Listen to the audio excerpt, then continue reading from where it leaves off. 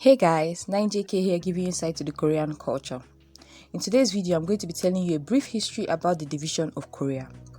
For many years, East Asia was dominated by China. They had a larger population and military, were more educated, and had more technology compared to other countries. Back then, Korea was a tributary state to China and adopted different ideologies and religions of China. After a war between China and Japan, Japan took over Korea and colonized the country for 35 years. In 1945, Japan surrendered, marking the end of World War II. That is when Korea was split along the 38th parallel. The Koreans were not consulted before the split, but the country was split among the Soviet Union, which would occupy the north, and the Americans, which would occupy the south. The split was to last for just 5 years and not be permanent, after which Korea will be returned back to the Koreans in a more united state, but things did not work out. Later on, the UN scheduled an election to be held in both parts of Korea. In the south, Syngman Rhee was elected and the Republic of South Korea was formed and then took over the US military. But in the north, the Soviet Union refused to hold elections and a communist state was formed with Kim Il-sung selected as the leader.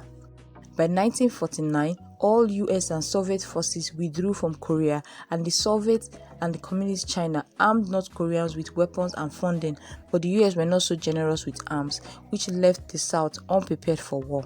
And guess what? That's exactly what happened.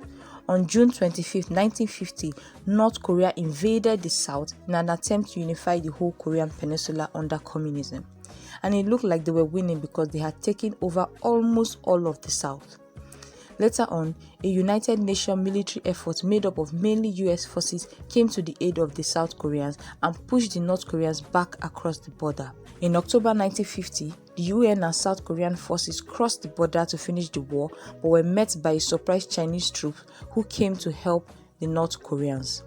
They fought until July 27, 1953, when an armistice was signed to end hostilities, but by then, more than 2 million people had been killed and the peninsula was devastated, but the war was never declared officially over.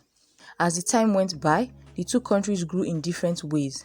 South Korea, which was mainly an economy built on agriculture, transformed itself into a flourishing economy, while the communist economy of North Korea that seemed to flourish collapsed. In the meantime, both countries have maintained heavy military forces at the border known as the DMZ zone. Over the years, reunion of families were organized to reunite families that had been separated during the war, and an industrial region where South Korean companies employed North Korean laborers to work, but all this stopped due to North Korea's pursuit of weapons. In 2018, North Korea and South Korea relations started to get a little better. North Korea sent a delegation to the Winter Olympics that was held in South Korea. South Korea sent a delegation to the north to meet face-to-face with Kim Jong-un. This opened the way for a meeting between the leaders of South Korea and North Korea in over a decade, and later on went to open a way for a meeting between Kim Jong-un and former US President Trump. All we can hope for now is that the relationship between the two countries gets better in years to come. If you've learned something from this video, please be sure to like, share, and subscribe, and I'll see you next time.